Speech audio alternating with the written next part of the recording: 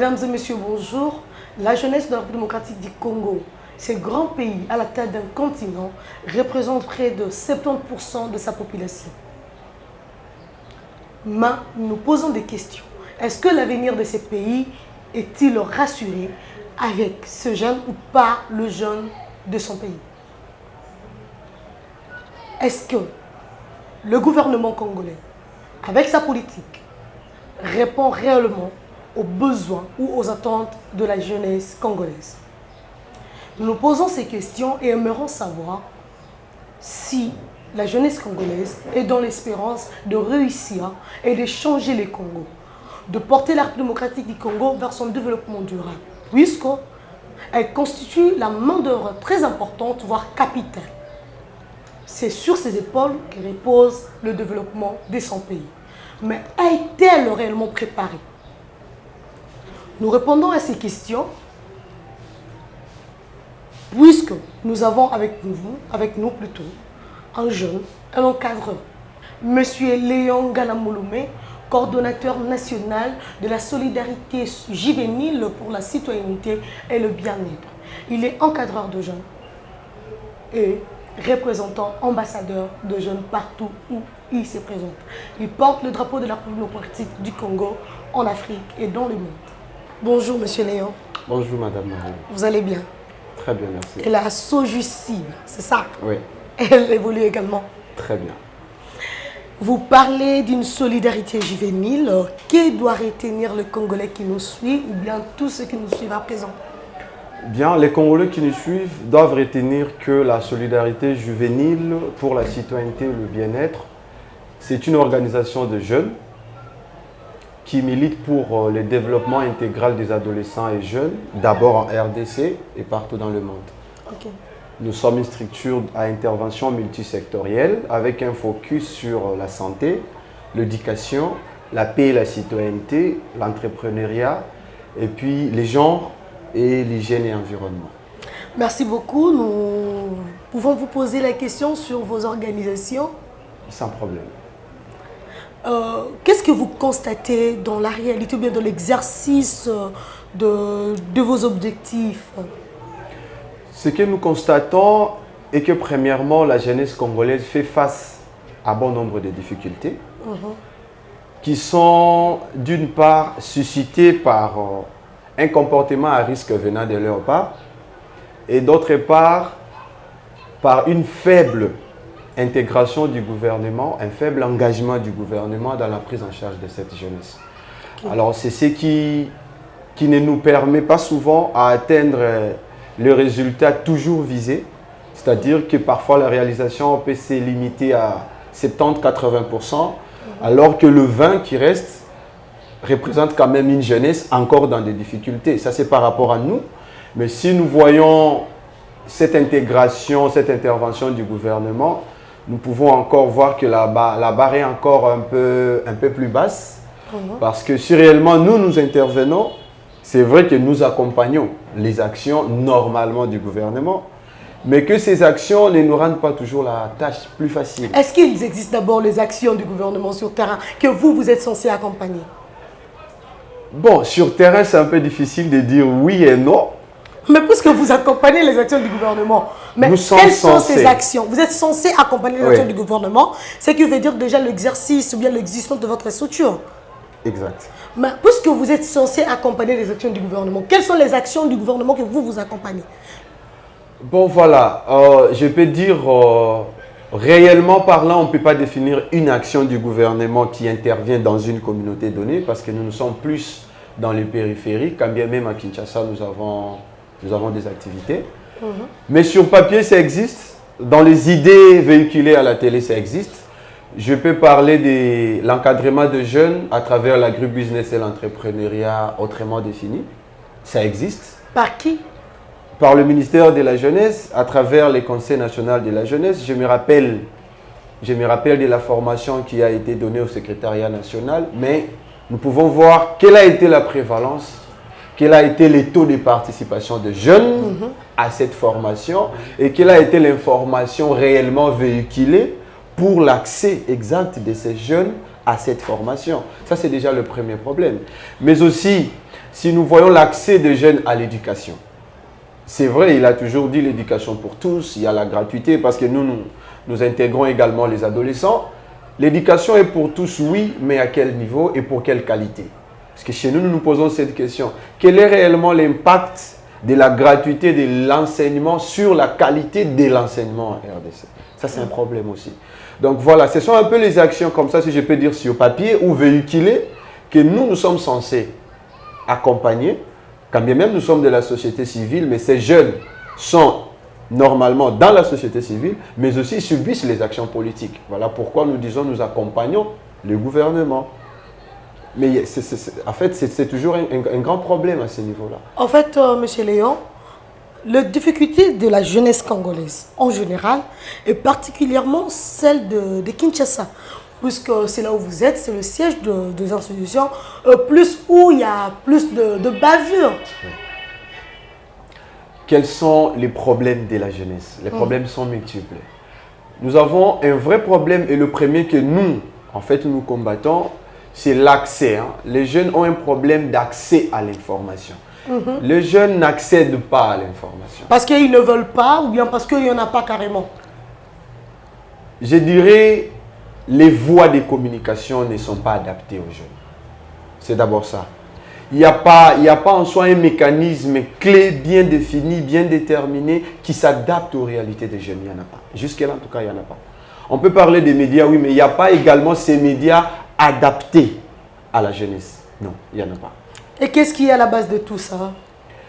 Ce qui est à la base, c'est vrai, nous commencerons d'abord par la politique. Il n'y a pas une politique concrètement adaptée à la jeunesse. Et d'autre part, comme nous le disons souvent, les cellules de base, autrefois définies comme cellules de base, ne le sont plus aujourd'hui. Si nous allons dans la famille, jadis identifiée comme la première cellule de base pour l'information des jeunes, ne l'est pas aujourd'hui. Il y a des informations qui sont, entre guillemets, cachées aux jeunes dans cette famille. Raison pour laquelle aujourd'hui, nous avons ces problèmes d'éducation sexuelle complète.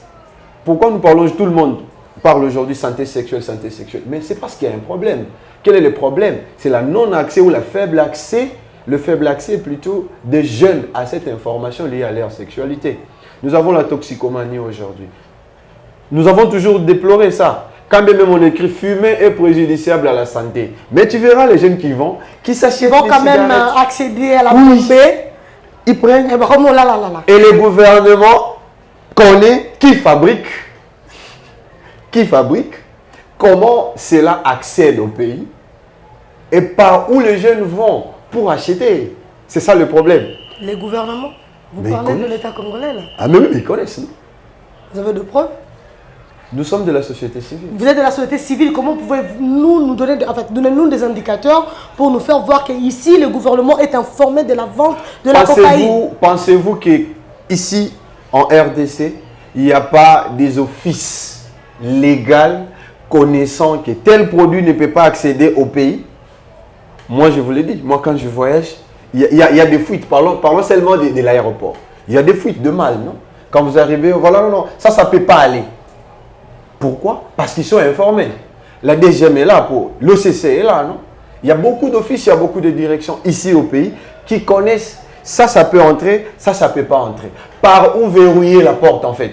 Ce n'est pas les jeunes qui consomment bombé. Quand bien même nous les condamnons, nous faisons ce travail d'informer, d'avertir pour que le phénomène s'arrête. Mais s'il y a toujours accès à la vente, s'il y a toujours accès à la consommation, quel est le vrai problème là? Si moi je dis que moi je dois accompagner par mes actions, mais l'État doit aussi me faciliter la tâche. Fermer ses usines, fermer ses agences qui facilitent la vente, n'est-ce pas?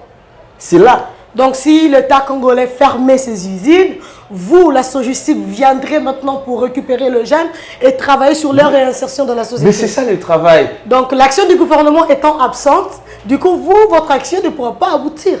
Ça n'aboutit pas ou ça n'aboutit presque pas puisque je peux déjà vous parler de nos actions de 2021 par exemple.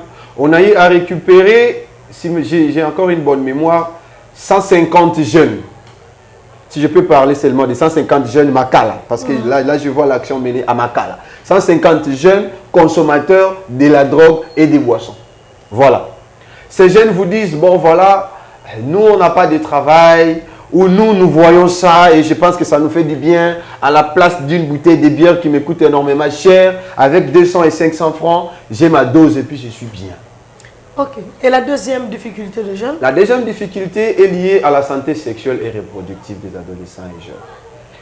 Ce problème est lié au faible accès à l'information des adolescents et jeunes sur les problèmes liés à leur santé. Parce que dans la santé sexuelle aujourd'hui, nous avons les problèmes des infections sexuellement transmissibles, notamment le VIH-Sida. Nous avons des syphilis qui sont là.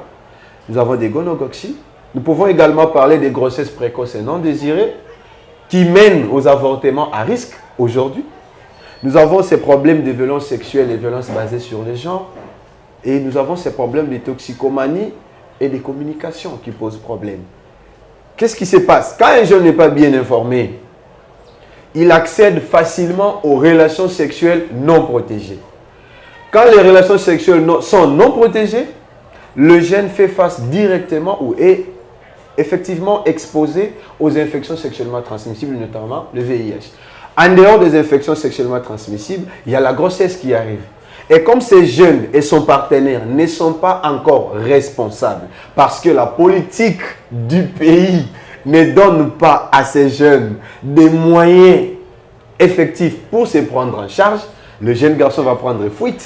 Parlons de moyens effectifs, ou bien les moyens nécessaires pour permettre aux jeunes de se prendre en charge. De quels moyens faites-vous allusion, M. Léon? L'emploi. L'emploi. S'il n'y a pas assez d'emploi à donner aux jeunes, créer un mécanisme pour l'entrepreneuriat.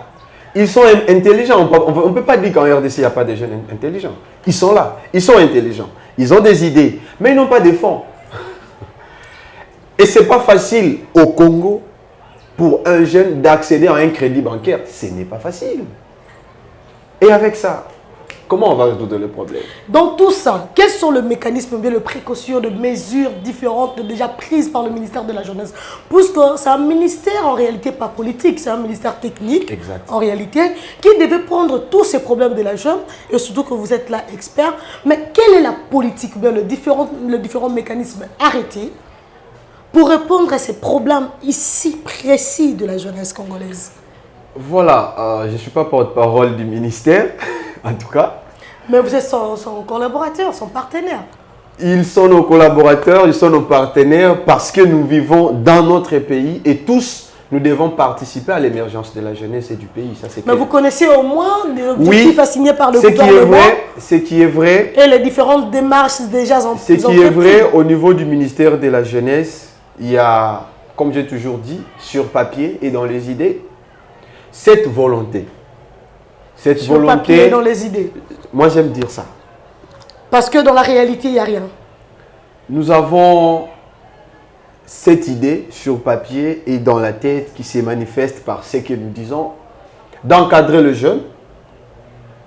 Je vais encore vous rappeler de la formation dans l'agribusiness qui malheureusement dans la pratique n'est pas effectivement ce qui a été décrit. Parce qu'il y a les jeunes qui ont été formés mais qui n'ont jamais reçu les hectares promis pour enfin travailler, qui n'ont jamais reçu des engins, qui n'ont jamais reçu de moyens. Alors il y en a même ceux qui avaient déjà des hectares, mais qui n'ont jamais été soutenus par les ministères. C'est en fait ça. C'est ce qu'on n'a jamais compris, monsieur le ministre Yves Bonkoulou. Il y a ceux-là qui avaient même déjà des hectares, mais qui n'attendaient que de l'accompagnement technique de la part du ministère de manière à lancer leur business. Donc, c'est ça déjà le problème au niveau de l'agribusiness. Il y a également cette idée de créer des centres d'encadrement. Hein, les espaces jeunes, les espaces informatifs. Les maisons de jeunes absentes. Voilà, les auberges. Les maisons de jeunes polluées. Il y a toutes ces idées-là qui ont déjà été conçues, mais malheureusement, la mise en pratique traîne. Et pourquoi ça traîne, monsieur Léon? Pourquoi ça doit continuer à traîner alors que le besoin est inhérent? Les jeunes sont impatients de voir le bout du tunnel. Jusqu'à quand? Bon, nous ne soutenons pas la personne du ministre. Non, mais nous pouvons dire, voilà, c'est justement ça ce que j'allais dire. Peut-être qu'il a cette volonté, peut-être qu'il a cette philosophie, mais qu'à un certain moment, est-ce qu'il place les gens qu'il faut dans la mise en œuvre? C'est ça aussi. Le problème n'est pas la troupe, le problème c'est le chef de troupe. Bon, on peut toujours dire ça. on peut toujours dire ça, mais nous, dans la communauté, nous disons toujours, le chef donne la vision, il donne les moyens parce que c'est lui qui représente au niveau des bailleurs, au niveau des prises de décision, ça c'est lui. Mais sur le plan technique, je pense qu'il a quand même un bureau technique, tel que nous, les jeunes, nous nous adressons à notre Conseil national de la jeunesse. Vous voyez un peu. On va y arriver, le rôle du Conseil voilà, national de vous la voyez jeunesse. un peu, c'est-à-dire, ils sont là. Dernièrement, nous étions à Roméo Golf pour ces genres de forums, des jeunes, tout ça. L'entrepreneuriat, les nouvelles technologies de l'information, les numériques. On a beau discuter de ça.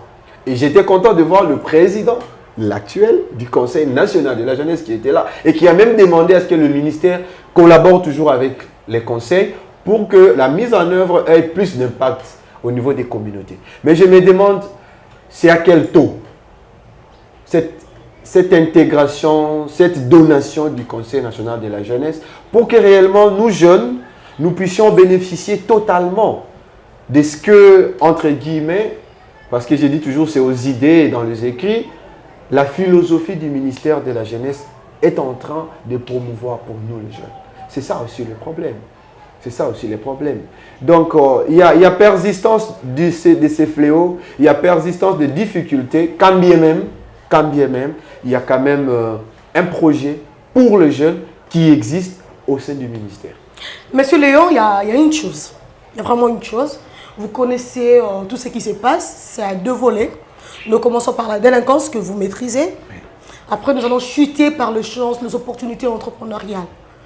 En voyant le jeune, j'avais précisé au départ, on parle de jeunes Congolais, oui, mais il y a un accent sur le jeune Quinois. Oui. Le point vraiment doit être sur le i. Là, actuellement.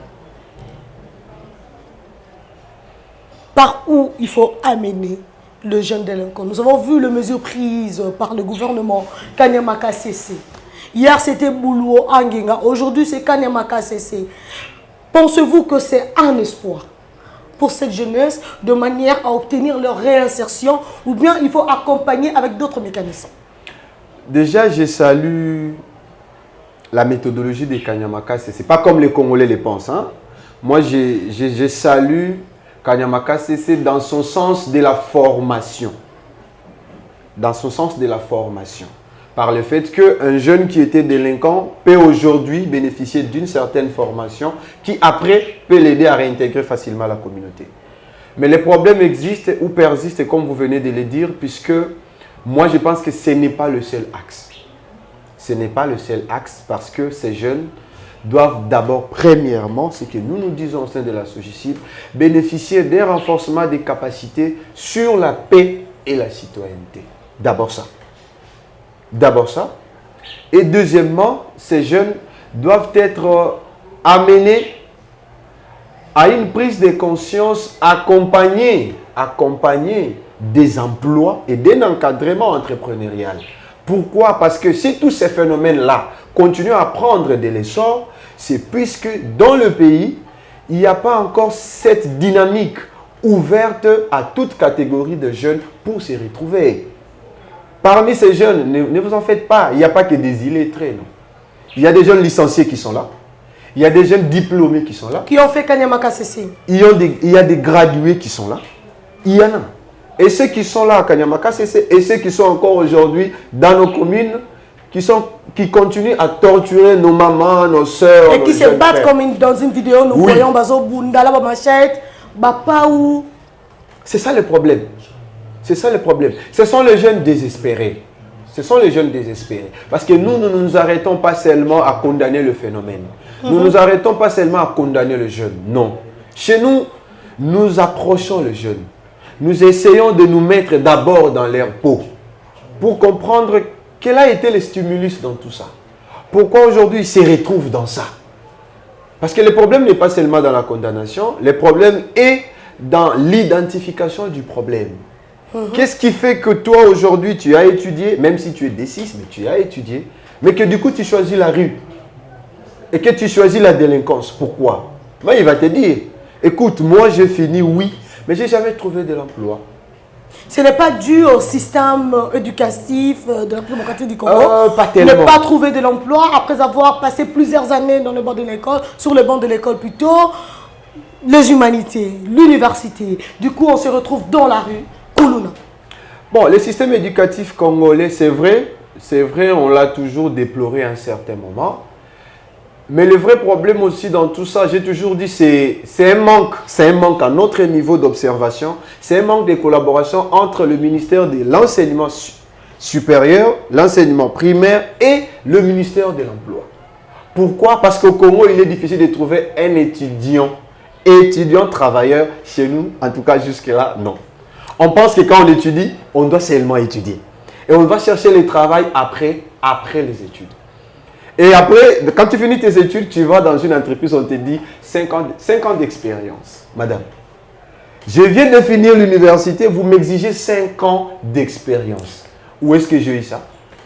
Mais là, on devait s'attendre à l'intermédiaire du ministère de la Jeunesse. Il y a un problème. Il devait jouer le rôle de l'avocat. Oui. D'aller plaider auprès du ministère de l'Emploi et Prévoyance sociale, heureusement, nous avons interpellé le ministre dernièrement sur ça en tout cas. Nous lui avons dit, vous êtes censé être notre avocat. C'est ça son rôle, en réalité. Dans tout ce qui se passe. Et nous qui venons de finir les études, nous imposer une expérience professionnelle, c'est déjà de trop pour nous puisque vous savez que c'est une discrimination en avance. Nous n'avons qu'un stage académique tout au long de notre processus. De quelques mois, de 1 mois. Alors, d'où il faut changer le système. Il faut ouvrir la brèche, adapter l'enseignement en RDC à l'emploi.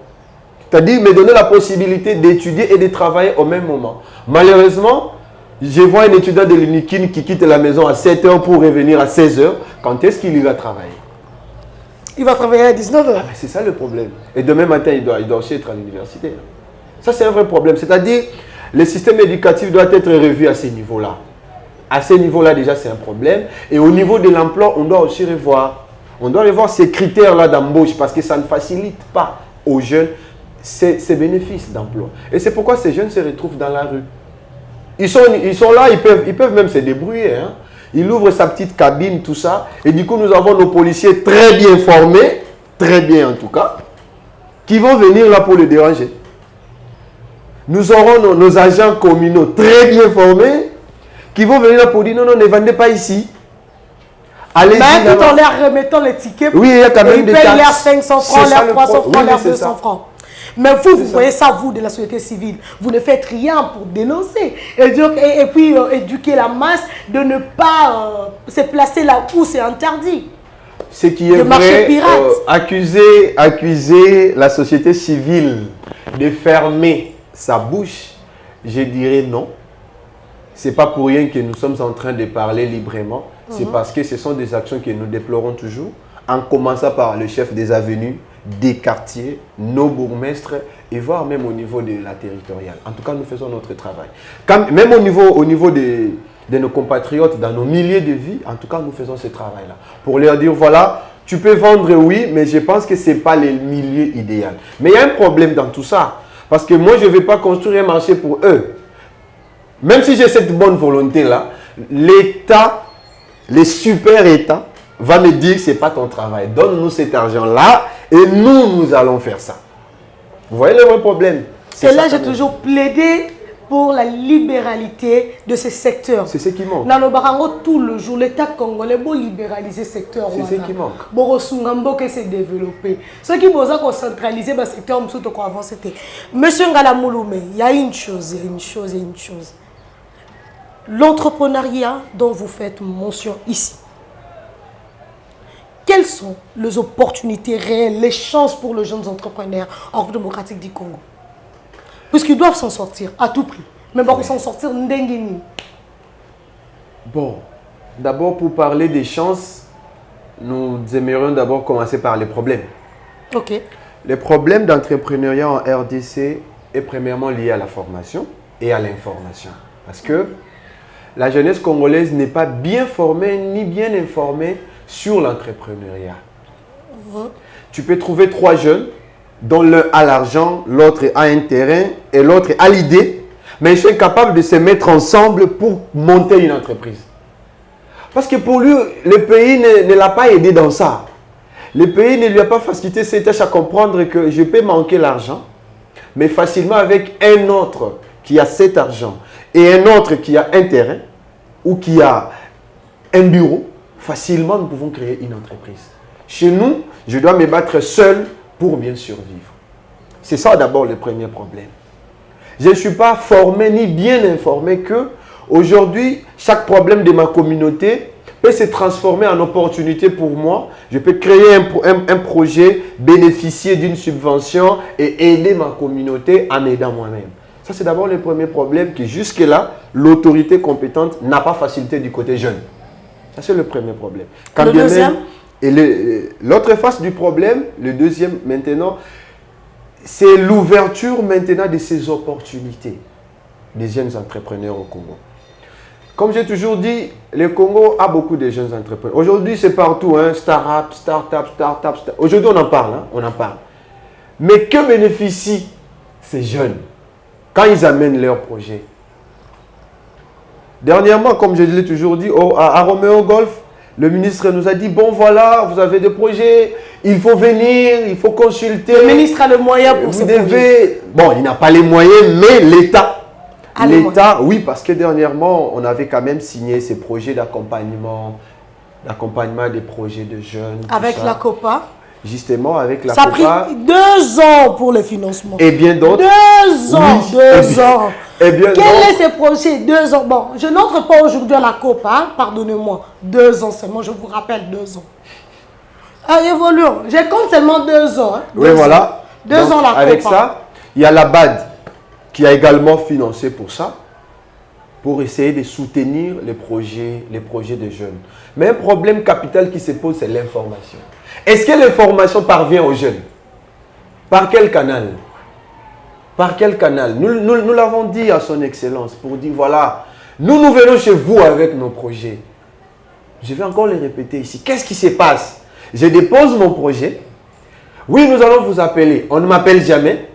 Mais dans moins de 2 mois, je vois le même projet avec le même axe être réalisé par le ministère ou par un membre du ministère ou par quelqu'un qui est proche des collaborateurs du ministère.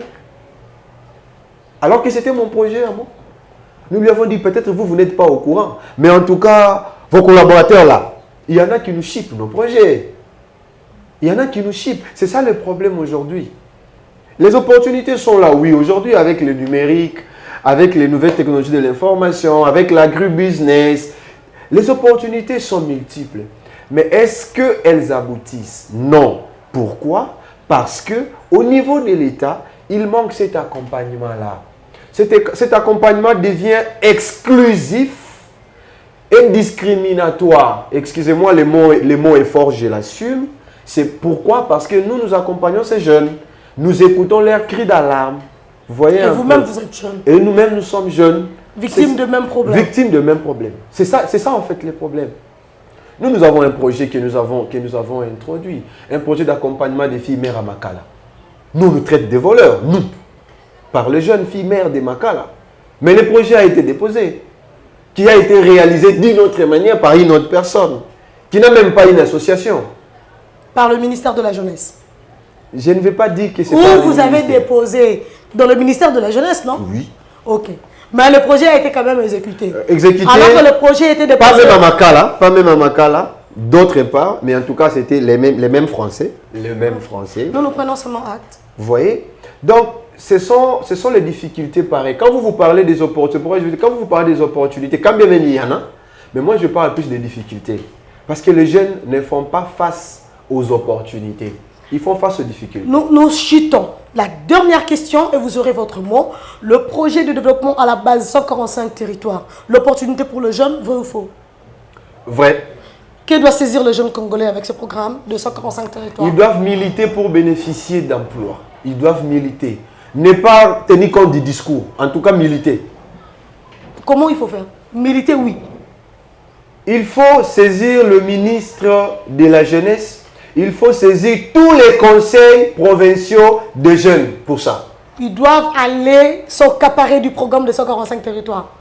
En tout cas, s'accaparer serait peut-être créer des petits problèmes parce que nous savons comment... Les jeunes sont outillés, ils sont vraiment outillés. Ils sont outillés. Voilà pourquoi j'ai nommé les organes qu'il faut saisir. Le ministère de la Jeunesse, les conseils nationaux de la jeunesse et les conseils provinciaux de la jeunesse doivent bénéficier. C'est Ngala Mouloumé Léon, le coordonnateur national de la solidarité juvénile pour la citoyenneté et le bien-être. Leader de jeunes, ambassadeur de jeunes. Merci. Merci, madame. Joyeux anniversaire à tous les téléspectateurs, tous les internautes. Il y a Edem TV officiel. Votre chaîne vient de totaliser 2 ans d'existence. Edem TV officiel a été créé le 20 janvier 2020. Aujourd'hui, le 20 janvier 2022, 2 ans. Tobanda a 4 abonnés. Aujourd'hui, Toza a 37 000 abonnés. C'est grâce à Nabin. Vous avez partagé nos liens. Vous avez partagé nos vidéos. Vous avez téléchargé nos vidéos. Vous avez suivi nos vidéos du début à la fin. Chers compatriotes, je vous dis merci beaucoup. Stéphane Balamwang, le responsable de votre chaîne Edem TV officielle, Tozalaka Obe na Vision Moko. Soutenir les institutions de la RDC, entre autres l'institution principale, président de la République. Pourquoi? L'article 69 de notre Constitution est le biazali garant et à bon fonctionnement de l'institution. Donc, ce qui est à Kouéi, nous sommes kotambolate. Ce qui est à la dictature, nous sommes bébé. Ce qui est à Mabe, nous sommes bébé. Ce qui est à Malam, nous sommes bon. Tina Ouap, et c'est ngeli tozala obesi ma mokonzia ekolo. Pour être token de liboso. Peuple congolais, diale loté. Tozo sunga population pour la kisaye maemo konzali ko sala pour être pour na bonheur en abysse. La réussite du président de la République, c'est le bien-être du peuple congolais. Car tout acte qu'il pose, c'est pour le bien-être de l'intérêt général. Chers compatriotes, c'est la RDC qui gagne toujours. Mais n'hésitez pas de nous parvenir en aide, parce que nous manquons de caméras, nous manquons de micros professionnels, nous manquons plusieurs choses. Edem TV officiel, et maintenant on a 2 agents. Gims Lokumu et Stéphane Balamwang. Mais aujourd'hui, la famille est à peu près 9 personnes. Tozo Bunda, Bakomata 20. Tosunga pe baninga.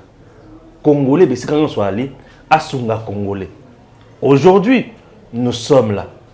Merci beaucoup à toute l'équipe de DEM TV officielle et mes remerciements tout droit adressés à caméraman au réalisateur Gims Lokum.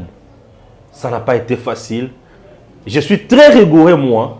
Gims a supporté mes caprices, ma rigueur et aujourd'hui, il est devenu professionnel et je suis heureux de lui.